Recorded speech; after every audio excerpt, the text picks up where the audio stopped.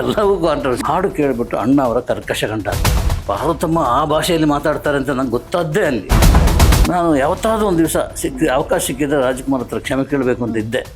But ಅದು ಆ ಅವಕಾಶ ಕೂಡಿ ಬರಲೇ ಇಲ್ಲ. ನಮಗೆ ಯಾಕೆ ಹೀಗೆ ಸುಳ್ಳು ಹೇಳ್ತಾ ಇದ್ದಾರೆ ಅಂತೇಳಿ. ಪ್ರೊಫೆಷನ್ ಬೇರೆ, ರಿಲೇಷನ್ ಬೇರೆ ಅಂತ. ನಾನು ಯಾವತ್ತೂ ತಾರೆಯರ ಹಿಂದೆ ಬಿದ್ದಿಲ್ಲ. ಹೊಟ್ಟೆಪಾಡಿಗೆ ಏನು ಮಾಡ್ತೀರಿ ಮಿಶ್ರೆ ಅಂತ ಹೇಳಿ, ಊಟಕ್ಕೆ ಗತಿ ಇಲ್ಲ ಅಂತ ಹೇಳಿ ಕಣ್ಣಲ್ಲಿ ಗರ್ವನ ಅಂತ ನೀರು ಬಂದಿದೆ. ಒಂದು ವಾರದಲ್ಲಿ ಒಂದು ಲೆಟ್ರ್ ಬಂತು ನನಗೆ, ಇದು ನೀನು ಮಾಡಿದ ಕಿತಾಪತಿ. ನನ್ನ ಅಪ್ಪಾಜಿಯನ್ನು 8 ವರ್ಷ ಬದುಕಿಸಿದ್ರೆ ಅದು ನಿಮ್ಮ ಬರಹ.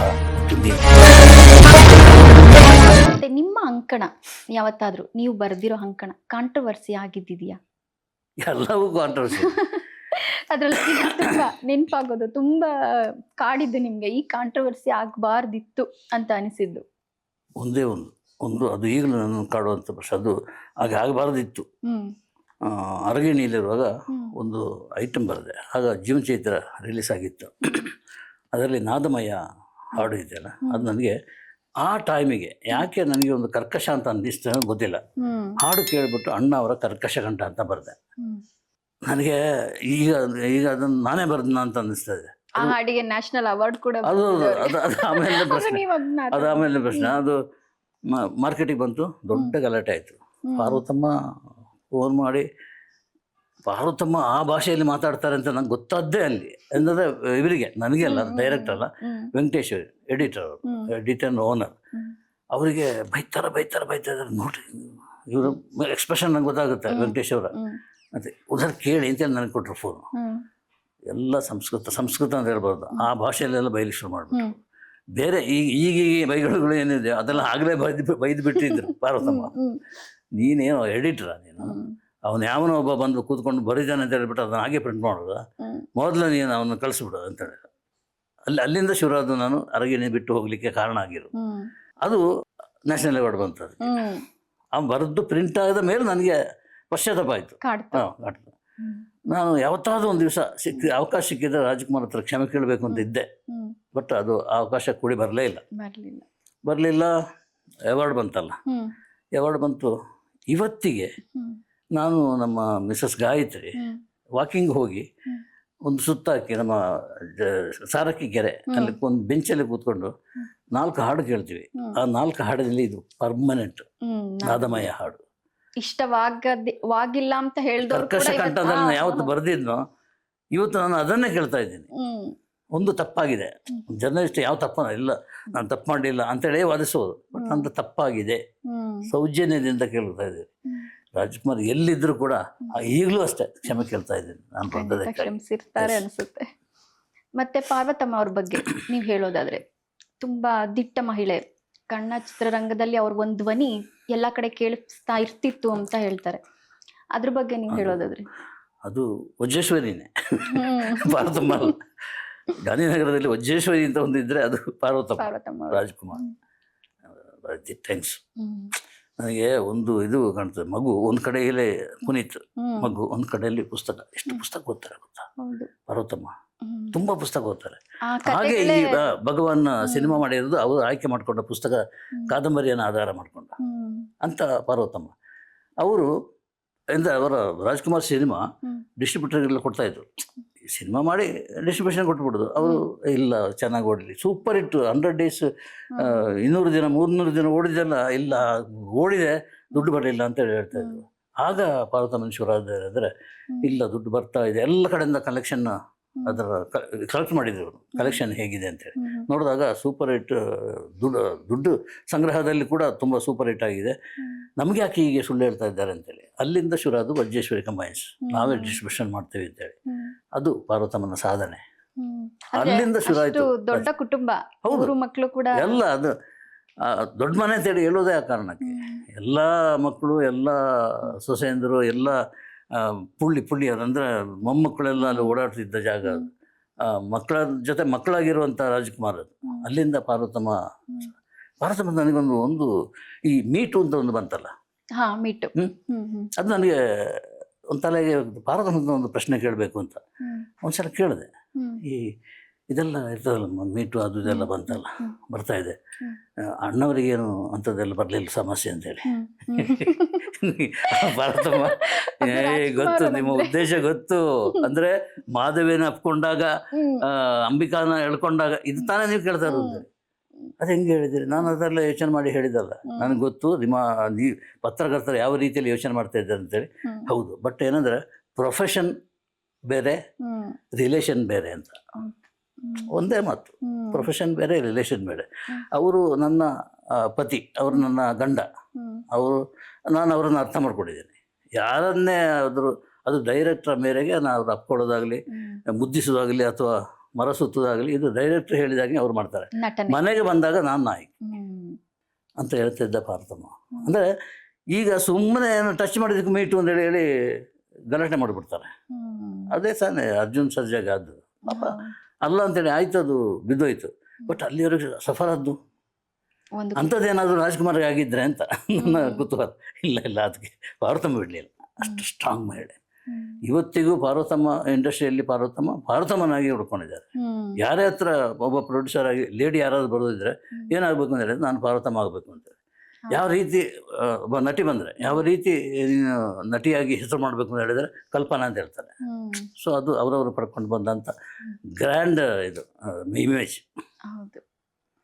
ಮತ್ತೆ ನಿಮ್ಮ ಈ ಚದುರದ ಚಿತ್ರಗಳು ಒಂದು ದೊಡ್ಡ ಅಂಕಣ, ಬಹಳ ಸದ್ದು ಮಾಡ್ತು, ತುಂಬ ಹೆಸರು ಮಾಡ್ತು. ಆ ಒಂದು ಅಂಕಣಕ್ಕೆ ಸ್ಫೂರ್ತಿ ನಾನು ಯಾವತ್ತೂ ತಾರೆಯರ ಹಿಂದೆ ಬಿದ್ದಿಲ್ಲ, ಸ್ಟಾರ್ಸ್ ಹಿಂದೆ ಬಿದ್ದಿಲ್ಲ. ಆಗ ಈಗ ಯಾರು ಬೆಳೆದಿದ್ದಾರೋ, ಯಾರು ತುಂಬ ದೊಡ್ಡ ಸ್ಟಾರ್ಗಳಾಗಿದ್ದಾರೋ, ಬೇರೆ ಬೇರೆ ರೀತಿಯಲ್ಲಿ ಅವರನ್ನು ಕರೀತಾರೋ, ಆಗ ಅವರು ಏನೂ ಆಗಿರಲಿಲ್ಲ. ಗಣೇಶ್, ದರ್ಶನ್, ಸುದೀಪ್ ಇಷ್ಟೇ. ಈಗೆಲ್ಲ ದೊಡ್ಡ ರೀತಿಯಲ್ಲಿ ಬೆಳೆದಿದ್ದಾರೆ. ಎಸ್, ಅದು ಅವರ ಅದೃಷ್ಟ, ಯೋಗ್ಯತೆ ಕೂಡಿ ಬಂದಿರೋದು. ಅದ್ರಿಗಿಂತ ಹೆಚ್ಚಾಗಿ ಇಂಥ ಪ್ರಶ್ನೆಗಳಿದೆ. ಚದುರದ ಚಿತ್ರಗಳ ಅಂಕಣದ ಬಗ್ಗೆ ಅವರನ್ನು ಹೋಗಿ ಇಂಟರ್ವ್ಯೂ ಮಾಡ್ತಾ ಇಲ್ಲ. ನನಗೆ ಇದನ್ನು ಡಿಫ್ರೆಂಟಾಗಿ ಏನಾದರೂ ಮಾಡಬೇಕು ಅಂತ ಅನಿಸ್ತು. ಒಂದು ದಿವಸ ಅದು ಅಚಾನಕವಾಗಿ ಒಂದು ಕೂಡಿ ಬಂತು. ಪರಮೇಶ್ವರ ಮಧ್ಯಸ್ಥ ಅಂತ ಬಾಂಬೆಯಲ್ಲಿ ಬಾಂಬ್ ಬ್ಲಾಸ್ಟ್ ಆಯಿತು. ಸೊ ಅದಕ್ಕೆ ಭಯ ಬಿದ್ದು ಇಲ್ಲಿ ಬಂದರು ಬೆಂಗಳೂರಿಗೆ. ಅವರು ದೇವಾನಂದ ಮ್ಯಾನೇಜರ್ ಆಗಿದ್ದರು. ಅವರು ಮ್ಯಾನೇಜರ್ ಆಗಿದ್ದರು. ಸ್ವಲ್ಪ ದುಡ್ಡು ಇಟ್ಕೊಂಡ್ಬಂದಿದ್ರು, ಒಂದು 50-60 ಲಕ್ಷ ಇಟ್ಕೊಂಡ್ಬಂದಿದ್ರು. ಸೊ ಒಂದು ಸಿನಿಮಾ ಮಾಡೋಣ ಅಂತೇಳಿ ಸಿನಿಮಾ ಮಾಡಿದರು. ಸಿನಿಮಾ ಸೋತು ಬೀದಿಗೆ ಬಂದುಬಿಟ್ಟು. ಬೀದಿ ಅಂದರೆ ಒಂದು ಗುಡಿಸಲು, ಎಲ್ಲ ರೊಟ್ಟಗಳನ್ನ ಹಳ್ಳಿ ಅಂತೇಳಿ ಅನ್ನೋ ಜಾಗ, ಅಲ್ಲಿಗೆ ನಾನು ಹೋಗಿದ್ದೇನೆ. ಅಲ್ಲಿ ಹೋಗಿ ಅವ್ರನ್ನು ಇಂಟ್ರ್ಯೂ ಮಾಡಿದ್ದೇನೆ. ಅದು ಇಂಟ್ರ್ಯೂ ಮಾಡಿದ್ದು ಯಾಕೆಂದರೆ ಅವರ ತಾರಾ ಮಧ್ಯಸ್ಥ ಅಂತ ಅವರ ಮಿಸ್ಸಸ್ ಹೆಸರು. ನಾನು ವಿಜಯ ಕರ್ನಾಟಕದಲ್ಲಿದ್ದೆ ಆಗ. ನಮ್ಮ ಎಡಿಟ್ರು ತುಂಬ ಸಪೋರ್ಟ್ ಮಾಡಿದೆ ನನಗೆ. ಈ ತಾರಾ ಮಧ್ಯಸ್ಥ ಬಂದು ನನ್ನ ಹತ್ರ ಕೂತ್ಕೊಂಡ್ರು. ಅವರು ಗೋಲ್ಡ್ನ ಕತೆ ಹೇಳ್ತಾ ಇರುವಾಗ ನನಗೆ ಅನಿಸಿದ್ದಾರೆ ಸುಳ್ಳ ಈ ಕತೆ ಎಲ್ಲ ಹೇಳಿದ್ರು. ಬಾಂಬ್ ಬ್ಲಾಸ್ಟ್ ಆದ್ದು, ಬಂದಿದ್ದು, ಸಿನಿಮಾ ಮಾಡಿದ್ದು, ಲಾಸ್ ಆದ್ದು, ಫುಟ್ಪಾತ್ ಆದ್ದು ಅಂತೇಳಿ. ಸುಳ್ಳಾಗಿರ್ಬೋದು, ನೀವು ಸಲ ಎಡಿಟರ್ ಹತ್ರ ಮಾತಾಡಿ ಅಂತೇಳಿ ಅಲ್ಲಿ ಅವರು ಎಡಿಟರ್ ಹತ್ರ ಹೋದರೆ ಅವರು ನನ್ನನ್ನು ಕರೆಸಿದ್ರು. ಗಣೇಶ್ ಮಧ್ಯಸ್ಥ ಅಂತ ಇದ್ದಾರಲ್ಲ, ಅವರು ನನ್ನ ರೂಮ್ಮೇಟ್ ಆಗಿದ್ದವರು, ನೋಡಿ ಏನೋ ಸ್ಟೋರಿ ಇದೆ ನೋಡಿ, ಏನು ಮಾಡಿ ಅಂತೇಳಿ ಅವ್ರು ಹೇಳಿದರು. ಅವ್ರು ಹೇಳಿದಾಗ ನನಗೆ ಶಾಕ್ ಆಗೋಯಿತು. ಮಾರನೇ ದಿವಸ ಅವರ ಮನೆ ಹುಡ್ಕೊಂಡು ಹೋಗಿ ಅಲ್ಲಿ ಇಂಟ್ರ್ಯೂ ಮಾಡಿ ಅದನ್ನು ಹಾಕೊಂಡಿದ್ದು. ಅದು ಫಸ್ಟ್ ಚದುರ ಚಿತ್ರಗಳು. ಅದರ ಬದುಕಿನ ಇನ್ನೊಂದು ರೂಪವನ್ನು ತೆರೆದಿಟ್ಟಂಥ ಇದು ಅಂಕಣ. ಅದು ಆ ಅಂಕಣಕ್ಕೆ ಅಂಕಣ ಹೆಸರೇನು ಕೊಟ್ಟಿರಲಿಲ್ಲ. ಇದ್ದಕ್ಕಿದ್ದಾಗ ಒಬ್ಬರು ಬಂದರು, ಕುಲಕರ್ಣಿ ಅಂತೇಳಿ. ಅವರು ಯಾವುದೋ ಇದಕ್ಕೆ ವ್ಯಂಗ್ಯಚಿತ್ರಕ್ಕೆ ಸಂಬಂಧಪಟ್ಟ ಶೂಟಿಂಗ್ ಮಾಡಿ ಬಂದಿದ್ರು. ನನ್ನ ಹತ್ರ ಬಂದು ಅವರು ಅದನ್ನು ಓದಿದ್ದಾರೆ. ಇಷ್ಟು ಆಗಲ್ಲಿ ಬಿಡುವಂಥ ಅಂಕಣ ಅಲ್ಲ, ಇದು ತುಂಬ ಅದ್ಭುತವಾದ ಅಂಕಣ, ಇದಕ್ಕೊಂದು ಹೆಸರು ಬೇಕು ಅಂತೇಳಿ ಚದುರ ಚಿತ್ರಗಳು ಇಡಿ ಅಂತೇಳಿ ಅವರು ಹೇಳಿ ಹೋದರು. ನನಗೆ ಅದು ತಲೆ ಹೇಳ್ಕೊಂಡಿತ್ತು. ಚದುರ ಚಿತ್ರ ಇದರಲ್ಲಿ ವಿಶ್ವೇಶ್ವರ ಭಟ್ ಅವರ ಸಪೋರ್ಟ್ ಇಲ್ಲದೆ ಅದು ಎಲ್ಲ ಆಗ್ತಾ ಇರಲಿಲ್ಲ. ಅವರು ಚದುರ ಚಿತ್ರ ಅಂಕಣ ಅಂತ, ಅದು ಅಂಕಣ ಬರೆದಿದ್ದು ಮಾತ್ರ ಅಲ್ಲ, ಚದುರ ಚಿತ್ರಗಳು ಅಂತೇಳಿ ಮೇಲೆ ಅಲ್ಲ ಒಂದು ಅಂಕಣಕ್ಕೆ ಫೋಟೋ ಹಾಕಿದ್ದು ಫಸ್ಟ್ ಟೈಮ್. ಅದು ಎಲ್ಲೇ ಆಗ್ತಾ ಇರಲಿಲ್ಲ.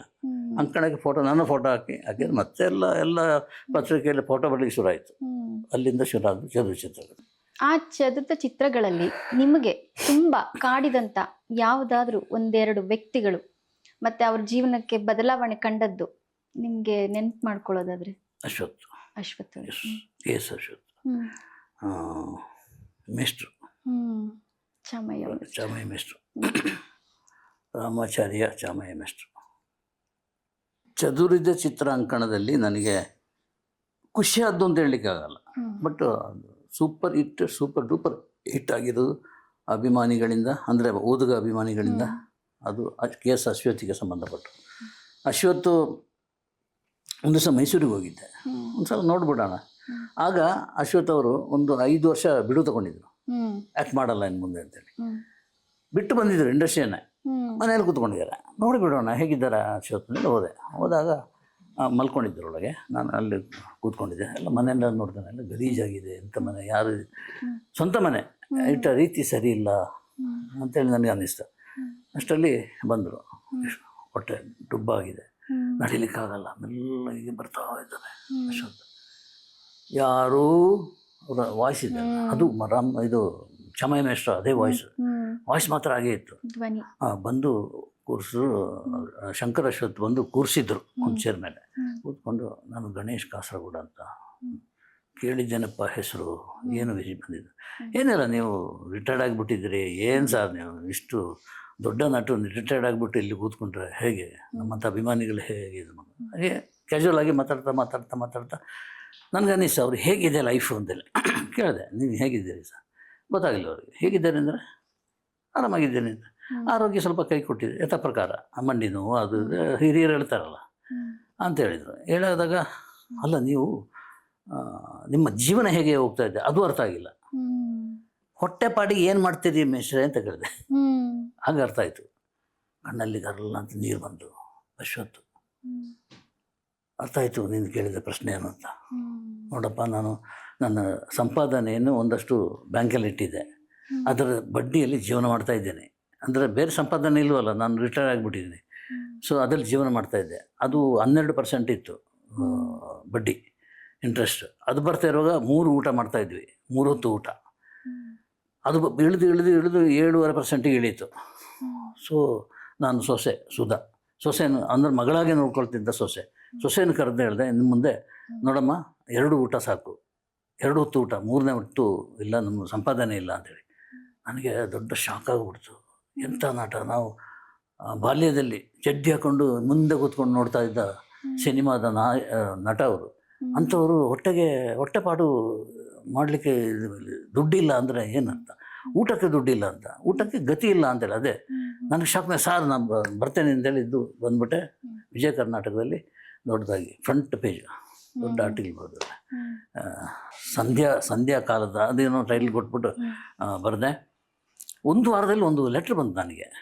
ಅದು ರಾಣಿ ಸತೀಶ್, ಆಗ ಸಂಸ್ಕೃತಿ ಇಲಾಖೆ ಮಿನಿಸ್ಟರ್ ಆಗಿದ್ದರು ಅವರು, ಕನ್ನಡ ಸಂಸ್ಕೃತಿ ಇಲಾಖೆ. ನಿಮ್ಮ ಲೇಖನ ನೋಡಿದ್ದೇನೆ, ಓದಿದ್ದೇವೆ. ನಿಮ್ಮ ಈ ಲೇಖನವನ್ನೇ ಒಂದು ಅಪ್ಲಿಕೇಶನ್ ಅಂತ ಪರಿಗಣಿಸ್ಕೊಂಡು ಅಶ್ವಥ್ ಅವರಿಗೆ ಏನೇನು ಸಲ್ಲಬೇಕೋ ಸರ್ಕಾರದಿಂದ ಅದೆಲ್ಲವನ್ನು ಕೊಡ್ಸೋಕೆ ನಾನು ವ್ಯವಸ್ಥೆ ಮಾಡಿದ್ದೀನಿ ಅಂತ. ನನಗೆ ಈಗಲೂ ರೋಮಾಂಚ ಆಗ್ತಾ ಇದೆ. ನೀವು ನೋಡಿದರೆ ಇದು ಸಾಧ್ಯನಾ, ಒಂದು ಬರವಣಿಗೆಯಿಂದ ಇದು ಸಾಧ್ಯನಾ ಅಂತ. ಸಾಧ್ಯ ಆಯಿತು. ಸೊ ಅದು ಪ್ರಿಂಟ್ ಆದ ಒಂದು ಮಾರನೇ ದಿವಸನೇ ಅವರು ರಾಣಿ ಸತೀಶ್ ಅಲ್ಲಿ DC-ಗೆ ಇನ್ಸ್ಪೆಕ್ಟ್ರ್ ಎಲ್ಲ ಫೋನ್ ಮಾಡಿಬಿಟ್ಟು ಎಲ್ಲ ಹೋಗಿ ಅಶ್ವಥ್ ಮನೆ ಮುಂದೆ ಕೂತ್ಕೊಂಡ್ಬಿಟ್ರು. ಡೀಟೇಲ್ ತೊಗೊಂಡ್ರು. ನಿಮಗೆ ಆರೋಗ್ಯಕ್ಕೆ ಸಂಬಂಧಪಟ್ಟಿದ್ದು ಏನಾದರೂ ಬೇಕಾ, ಅಥವಾ ಮಂತ್ಲಿ ಪೆನ್ಷನ್ ಏನಾದರೂ ಬೇಕಾ, ನಿಮ್ಗೆ ಏನು ಬೇಕು ಹೇಳಿ, ನನಗೆ ಏನಿಲ್ಲ, 3 ಹೊತ್ತು ಊಟಕ್ಕಿದ್ದರೆ ಸಾಕು ಅಂತ. ಈ ಅಶ್ವತ್ತು ಸ್ವಾಭಿಮಾನಿ, ಭಯಂಕರ ಸ್ವಾಭಿಮಾನಿ ಅಶ್ವತ್ತು ಹಾಗೆ ಹೇಳ್ಬಿಟ್ರು. ಸೊ ಅದು ಆ ಬರಹದ ಪರಿಣಾಮ. ಎಲ್ಲ ಸಿಕ್ತು ವ್ಯವಸ್ಥೆ. ಆಮೇಲೆ ಒಂದು ದಿವಸ ಇದ್ದಕ್ಕಿದ್ದಾಗೆ ಅಶ್ವತ್ ಫೋನ್ ಮಾಡಿದ ನನಗೆ. ನನ್ನ ಮಗ ಅಂತ ಕರೀತಾರೆ, ಶಂಕರು ಅಂತ ಕರೀತಾರೆ, ರವಿ ಅಂತ ಕರೀತಾರೆ, ರವಿಶಂಕರ್ ಅವನ ಹೆಸರು. ಸೊ ನನ್ನನ್ನು ಮಾತ್ರ ಮಗ ಅಂತೇಳಿ. ಮಗ, ತುಂಬ ಜನ ದುಡ್ಡು ಕೊಡಲಿಕ್ಕೆ ಬರ್ತಾರೆ, ಇದು ನೀನು ಮಾಡಿದ ಕಿತಾಪತಿ, ದುಡ್ಡು ಇಲ್ಲದಿದ್ದಾಗ ದುಡ್ಡು ಬರ್ತಾ ಇದೆ ಅಂತೇಳಿ. ನಾನು ಹೇಗೆ ತಗೊಳ್ಳಿ, ನಾನು ಸ್ವಾಭಿಮಾನಿ. ಒಂದು 10 ರೂಪಾಯಿ ಆಟೋಕ್ಕೆ ಪ್ರೊಡ್ಯೂಸರ್ ಕೊಟ್ಟರೆ 5 ರೂಪಾಯಿ ಆಗಿದ್ದರೆ 5 ರೂಪಾಯಿನ ವಾಪಸ್ ಮಾಡಿ ಸಹ ಕೊಡ್ತೇನೆ ಅಂತ ಪದ್ಧತಿ ನನಗೆ. ಇಲ್ಲ ಪಜೆ ಹಾಗೆ ಅಲ್ಲ. ನೀವು ಒಂದು ಕುಟುಂಬದ ಹಿರಿಯ, ಒಂದು ಕುಟುಂಬ, ಇದು ಕುಟುಂಬ ಯಾವುದು ಚಿತ್ರರಂಗ. ಇಲ್ಲಿ ಈ ಹಿರಿಯನಿಗೆ ಒಬ್ಬ ಯಾರೋ ಮಗನ ಥರ, ಒಬ್ಬ ಅಳಿಯನ ಥರ ಅಥವಾ ಯಾರೋ ಬಂದು ದುಡ್ಡು ಕೊಡ್ತಾನೆ. ದುಡ್ಡು ಕೊಟ್ಟಾಗ ತೊಗೊಳೋದು ಸಹಜ ತಾನೆ. ಈಗ ನಾನೇ ಅಪ್ಪಾಜಿ ಅಂತ ಒಂದಷ್ಟು ದುಡ್ಡು ಕೊಟ್ಟರೆ ನೀವು ತೊಗೊಳ್ತೀರಿ, ತೊಗೊಂಡ್ಬಿಡಿ ಅಂತ ಹೇಳಿದ್ರು. ಅಲ್ಲಿಂದ ಅವರು ದುಡ್ಡು ತೊಗೊಳ್ಲಿಕ್ಕೆ ಶುರು ಮಾಡಿದರು. ಕಾರ್ಯಕ್ರಮಕ್ಕೆ ಹೋಗ್ತಾಯಿದ್ರು, ಕವರ್ನಲ್ಲಿ ದುಡ್ಡು ಕೊಡ್ತಾಯಿದ್ರು. ಸೊ ಅದು ಬೆಳೆದು ಅವರು ಸಾಯುವ ಕಾಲಕ್ಕೆ 12 ಲಕ್ಷ ಬ್ಯಾಂಕಲ್ಲಿತ್ತು ಅಂತ ಶಂಕರ್ ಅಶ್ವತ್ ಹೇಳಿ. ಮೊನ್ನೆ ಹೋಗಿ ಅವರನ್ನು ಸಂದರ್ಶನ ಶಂಕರಶ್ವರನ ಸಂದರ್ಶನ ಮಾಡಿದಾಗ ಈ ಕತೆ ಇದೆಯಲ್ಲ, ಈ ಕಥೆಯನ್ನು ಹೇಳಿ, ನನ್ನ ಅಪ್ಪಾಜಿಯನ್ನು 8 ವರ್ಷ ಬದುಕಿಸಿದ್ರೆ ಅದು ನಿಮ್ಮ ಬರಹ, ಮತ್ತು ನೀವು ಯಾವತ್ತಿದ್ರು ನೀವು ನಮ್ಮ ಮನೆಯ ಸದಸ್ಯ ಮತ್ತು ಅವರ ಹಿರಿಯ ಮಗ ಅಂತೇಳಿ ಕಾರಿಡ್ಲಿಕ್ಕೆ ಬಂದು. ಆಮೇಲೆ ಒಂದು ಚಾನಲ್ಗೆ ಇಂಟರ್ವ್ಯೂ ಹೋಗಿದ್ದೆ. ಇಂಟರ್ವ್ಯೂ ಹೋಗಿ ಎಲ್ಲ ಅವರ ಬೆತ್ತ ಅಂದರೆ ಅವ್ರು ಏನೇನು ಯೂಸ್ ಮಾಡ್ತಾಯಿದ್ರು, ಚಪ್ಪಲಿ, ಬೆತ್ತ, ಬನಿಯನ್ನು, ಶರ್ಟು, ರುಮಾಲು, ಕ್ಯಾಪ್, ಇದೆಲ್ಲ ಅಲ್ಲಿ ಹರಡಿದೆ. ಅಂದರೆ ನಾನು ಶೂಟ್ ಮಾಡ್ಕೊಂಡಿದ್ದೀನಿ ಎಲ್ಲವನ್ನು. ಅದು ನಮ್ಮ ಆಡಿಯನ್ಸಿಗೆ ತೋರಿಸೋಣ ಅಂತೇಳಿ ಎಲ್ಲ ಮುಗ್ದ ಮೇಲೆ ನಾನು ಒಂದು ಕಿರುಕುಳದ ಮಾತು ಕೊಟ್ಟೆ ಅವರಿಗೆ, ಶಂಕರಶ್ವತಿಗೆ. ಅಲ್ಲಯ್ಯ, ನಿನ್ನನ್ನು ಶಂಕರು ಅಂತೇಳಿ ಅಥವಾ ರವಿ ಅಂತೇಳಿ ಕರಿತಾ ಇದ್ರು ಅಪ್ಪಾಜಿ, ನನ್ನನ್ನು ಮಗ ಅಂತೇಳಿ ಕರಿತಾ ಇದ್ರು. ನಿನಗಿಂತ ಹೆಚ್ಚು ನಾನು. ಅವ್ರು ಹೋಗುವಾಗ ಎಲ್ಲ ಪಾಲು ಮಾಡಿ ಹೋಗಿದ್ದಾರೆ. ಹೌದಾ? ಏನೇನು ಪಾಲು ಮಾಡಿದ್ದಾರೆ ಹೇಳೋದು? ಎಲ್ಲವನ್ನು ಪಾಲು ಮಾಡಿದ್ದಾರೆ. ಗಣೇಶ್ ಎಲ್ಲವನ್ನು ಪಾಲು ಮಾಡಿದ್ದಾರೆ. ಅದರಲ್ಲಿ 75% ಹೆಸರು ಸುಧಾ ಹೆಸರು. ಸುಧಾ ಅಂದರೆ ಅವರ ಸೊಸೆ, ಇವರ ಹೆಂಡತಿ. 70% ಅವರ ಹೆಸರಿನಲ್ಲೇ ಹಾಕಿ ಕೊಟ್ಟಿದ್ದಾರೆ. 20% ನಾನು ಇದೇನ 20% ಯಾಕೆ? ನಿಮ್ಮ ಮಗ ಅಲ್ವಾ, ನಿನಗೆ ಯಾಕೆ ಕೊಟ್ಟರು? ನನ್ನನ್ನು ನಂಬಿಲ್ಲ ಅಪ್ಪಾಜಿ. ಪ್ರಾಮಾಣಿಕವಾಗಿ ಮಾತಾಡ್ಬಿಡ್ತಾರೆ ಅವರು. ಏನಿದ್ರು ಹಾಗೆ ನನಗೆ ಅಂತ ಕೇಳಿದೆ, ಏನು ಬೇಕು? ಕೇಳಿದ್ದು ಶಂಕರ್, ಏನು ಬೇಕು ನಿಮಗೆ? ನನಗೆ ಏನು ಬೇಡ, ಅಂಥದ್ದು ಏನು ಬೇಡ, ನಿನ್ನ ಆಸ್ತಿ ಪಾಸ್ತಿ ಅದು ಏನು ಬೇಡ. ಹಾಗಿದ್ರೆ ಏನು ಬೇಕು ಕೇಳಿ, ನಾನು ಕೊಡ್ತೀನಿ. ಬ್ಯಾಂಕಲ್ಲಿ ಇಷ್ಟು ದುಡ್ಡಿದೆ, ಅದೇ ತಂತು ಒಪ್ಪಿಸಲ್ಲ ನಿಮಗೆ.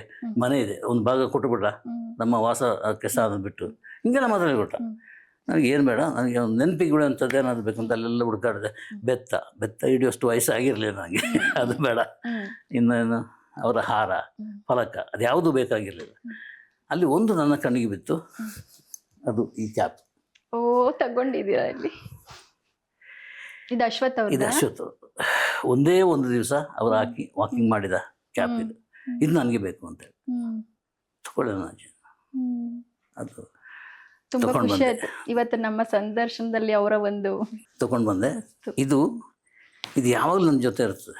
ಎಸ್ಪೆಷಲಿ ಮೈಸೂರು ದಾಟಿ ಯಾವುದೇ ಊರಿಗೆ ಹೋಗುವಾಗ ನಾನು ಹಾಯ್ ಅಪ್ಪಾಜಿ ಅಂತ ಒಂದು ಟಾಟ ಮಾಡ್ಲಿಕ್ಕಿದೆ, ಈ ಕ್ಯಾಪ್ ಹಾಕೊಂಡು. ಇದು ನೆನಪಾಗಿ ನನಗೆ ಉಳಿದಿದೆ. ಇದು ಅಶ್ವಥ್ ನೆನಪು. ಈ ಒಂದು ಪ್ರಸಿದ್ಧಿನೇ ಆ ಚದುರದ ಚಿತ್ರಗಳು ಪುಸ್ತಕ ಆಗಿ ಹೊರಬರೋದಕ್ಕೆ ಕಾರಣ ಆಯ್ತಾ? ಮತ್ತೆ ಅದ್ರ ಬಗ್ಗೆ ಹೇಳೋದು. ಅದು ಪುಸ್ತಕ ಅಂದರೆ ಆ ಅಂಕಣವನ್ನು ಇಂದ್ರಜಿತ್ ರೆಗ್ಯುಲರ್ ಆಗಿ ಓದ್ತಾ ಇದ್ರು. ಇಂದ್ರಜಿತ್ ಮತ್ತು ವಿಷ್ಣುವರ್ಧನ್ ಪ್ರತಿ ಫ್ರೈಡೆ ನನಗೆ ಫೋನ್ ಮಾಡ್ತಾರೆ. ಅಂದರೆ ಫ್ರೈಡೆ ಮಾತ್ರ ಪೇಜ್ ಅಲ್ವಾ ಸಿನಿಮಾದು, ಈಗ ಡೈಲಿ ಇದೆ. ಫೋನ್ ಮಾಡ್ತಾಯಿದ್ರು ವಿಷ್ಣುವರ್ಧನ್. ಇದೆಲ್ಲ ಹೇಗೆ ಇಷ್ಟು ಕಷ್ಟ ಬೀಳ್ತಾ ಇದ್ರು, ಯಾರು ಹುಡ್ಕೊಂಡು ಹೋಗ್ತಾ ಇದ್ದೀರಾ, ಹೇಗೆ ತುಂಬ ಖರ್ಚಾಗಲ್ವಾ, ಹಾಗೆ ಹೀಗೆಲ್ಲ ಮಾತಾಡ್ತಾಯಿದ್ರು ವಿಷ್ಣುವರ್ಧನ್. ಇವರು ಅಷ್ಟೇ, ಇಂದ್ರಜಿತ್ ಒಂದು ದಿವಸ ಇದ್ದಾಗೆ ಬಂದರು. ಇದೊಂದು ಅಂಕಣ ನಾವು ಪ್ರಿಂಟ್ ಮಾಡೋಣ ಅಂತೇಳಿ, ಅಂದರೆ ಅವರು ಲಂಕೇಶ್ ಪ್ರಕಾಶನದಲ್ಲಿ ಪ್ರಿಂಟ್ ಮಾಡೋಣ ಅಂತೇಳಿ. ನಾನು ಮ್ಯಾನೇಜ್ಮೆಂಟ್ ಹತ್ರ ಕೇಳಬೇಕು ಅಂತ ಹೇಳಿದಾಗ ವಿಶೇಷ ಭಟ್. ಸೊ ಅವರು ಅಲ್ಲಿಗೆ ಫೋನ್ ಮಾಡಿ ಆನಂದ್ ಸಂಕೇಶ್ವರ್ ಮತ್ತು ವಿಜಯ ಸಂಕೇಶ್ವರ್ ಅವ್ರ ತಕ್ಕಲ್ಲಿ ಪರ್ಮಿಷನ್ ತಗೊಂಡ್ರು. ಸೊ ಮಾಡೋದು ಅಂತಾಯಿತು. ಅವರು ಪ್ರಿಂಟ್ ಮಾಡಿದ್ರು ಅದನ್ನು. ಇಂದ್ರಜಿತ್ ಲಂಕೇಶ್ ಪತ್ರಿಕೆ ಇದರಲ್ಲಿ ಪ್ರಿಂಟ್ ಮಾಡಿದ್ದು. ಆಮೇಲೆ ಅದು ಸಮಾರಂಭ ಮಾತ್ರ ನಮ್ಮ ಭೂತೋ ನ ಭವಿಷ್ಯತಿ, ಎಲ್ಲ ತಾರೆಯರು ಬಂದಿದ್ರು. ಇಡೀ ಅಲ್ಲಿ ಜಯನಗರದ ನ್ಯಾಷನಲ್ ಕಾಲೇಜ್ ಆಡಿಟೋರಿಯಂ, ಅಲ್ಲಿ ಸುಮಾರು ಒಂದು 3000 ಜನ ಆಡಿಟೋರಿಯಂನೊಳಗೆ ಹೊರಗೆ ಅಲ್ಲಿ ಸಿಕ್ಕಲ್ಲಿ ಕೂತ್ಕೊಂಡಿದ್ರು. ಅದು ಒಂದು ಅದ್ಭುತ. ಸುದೀಪ್ ಆಗಿರಲಿ, ರಮೇಶ್ ಆಗಿರಲಿ, ಗಣೇಶ್, ಉಪೇಂದ್ರ ಎಲ್ಲ ಬಂದುಬಿಟ್ಟಿದ್ರು ಸ್ಟಾರ್ಗಳು. ಆಮೇಲೆ ನಾನು ಯಾರ್ಯಾರ ಬಗ್ಗೆ ಚದುರು ಚಿತ್ರಗಳು ಬರೆದಿದ್ನೋ, ಯಾರ ಬದುಕು, ಅವರೆಲ್ಲ ಜೀವಂತ ಆಗಿರೋರನ್ನೆಲ್ಲ ಕರೆಸಿದ್ದೆ. ಕಾಂಚನ, ಇವರು ನರಸಿಂಹರಾಜ್ ಅವರ ಮಿಸಸ್ಸು, ರಾಜ್ಕುಮಾರಿ ಅಂತ. ಸೊ ಅವರನ್ನೆಲ್ಲ ಕರೆಸಿ ಅವರಿಗೆ ಒಂದು ಸನ್ಮಾನ, ಅಶ್ವಥ್ ಬಂದಿದ್ರು, ಸನ್ಮಾನ ಮಾಡಿದ್ದೆ ಅಲ್ಲಿ. ಅದು ಅದರ ಹಿನ್ನೆಲೆ ಪುಸ್ತಕ ಚದುರು ಚಿತ್ರಗಳು. ಆ ಪುಸ್ತಕಕ್ಕೆ ಸ್ಟೇಟ್ ಅವಾರ್ಡ್ ಬಂತು ಆ ವರ್ಷ, ಕರ್ನಾಟಕ ಸಾಹಿತ್ಯ ಪ್ರಶಸ್ತಿ. ಇವಾಗ ಇಷ್ಟು ಸೀರಿಯಸ್ ಮಾತಲ್ಲಿ ಮತ್ತೆ ಅವ್ರ ಕೈಯಲ್ಲಿ ಚಿತ್ರರಂಗವನ್ನು ಹಿಡಿದಿಟ್ಕೊಳ್ಳೋ ಶಕ್ತಿ ಕೂಡ ಇತ್ತಂತೆ. ಎಂಥ ದೊಡ್ಡ ಸಮಸ್ಯೆ ಆದರೂ ಒಂದು ಚಿಟಿಕೆ ಹೊಡೆಯುವಷ್ಟರಲ್ಲಿ ಸಾಲ್ವ್ ಮಾಡ್ತಾ ಇದ್ರು ಅಂಬರೀಷ್ ಅವರು ಅಂತ ಹೇಳ್ತಾರೆ. ಏನು ಬೇರೆ ಕೆಲಸ ಇಲ್ವೇನ್ರಿ ನಿಮಗೆ? ಈ ಆತಿಥ್ಯ ನನಗೆ ಸಾಕಾಗಿದೆ, ನಿಮ್ಮ ಸಂದರ್ಶನ ಬೇಡ, ಏನು ಬೇಡ, ನಿನ್ನ ಮೂಲಕ ಯಾಕೆ ನಾನು ದಾನ ಮಾಡಬೇಕು? ಇವತ್ತಿಗೆ ಅಂತ ಒಂದು ಖಡಕ್ ಧ್ವನಿ ಆ ನಂಬಿಕೆ ಇಲ್ಲ ಈ ಯಾರು.